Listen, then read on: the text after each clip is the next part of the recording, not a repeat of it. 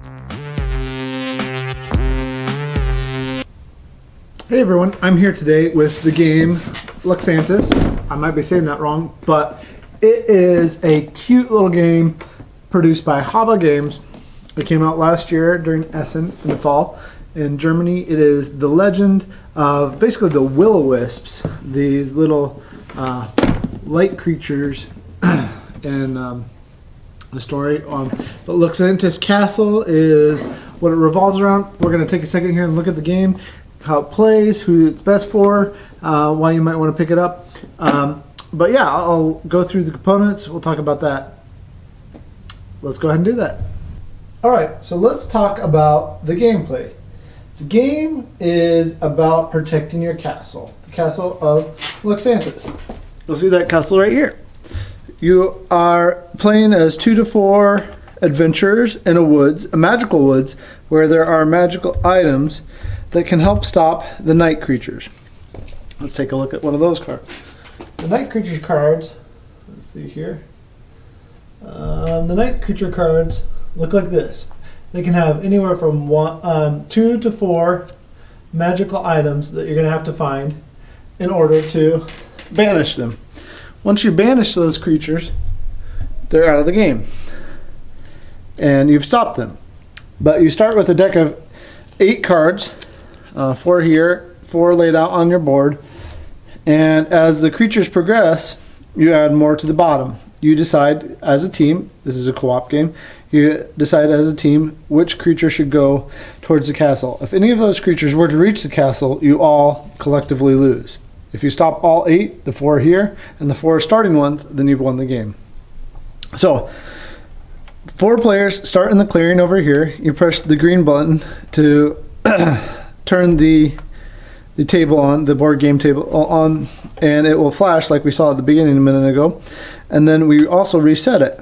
Resetting it shows you where all the dangerous paths are, the red lights. Because if on your turn you end up on a red light after moving 5 spaces, and that can happen one of 2 ways, either by rolling a red or rolling the black that resets you to a red, then you have to go back and start in the clearing. This isn't a terribly difficult concept. It just means that there's a little bit of randomness to how the board will populate with lights. So on your turn, you will move up to 5 spaces. You could move just 1, and if that symbol is showing anywhere here, you would cover up that. Let's find one that's actually showing. So this has the little light here. We'll say I moved 1, 2, 3, 4. These special magical objects are always safe, but I would take it and I would cover up just one space on one of these cards. Once it's covered on all 3 spaces, that monster or night creature has been vanquished and can be taken out of the game. Do that 8 times and you've won. So anytime you're here on a magical space, you're safe. You move up to 5. You roll. You either get a red, a blue, a black, or a monster. Let's go over each of those real quick. The red means that you push the red again. If you're on a red, then you have to go back to the clearing. If you're on the blue, you push the blue. Blue allows you to move an additional space, so from here to here. And the black resets everything. Now, what does the monster token do? The monster means that you pull for one from here. One of these goes up farther, and then you add a new monster to the game. I like the board. I like the nice thick castle board here.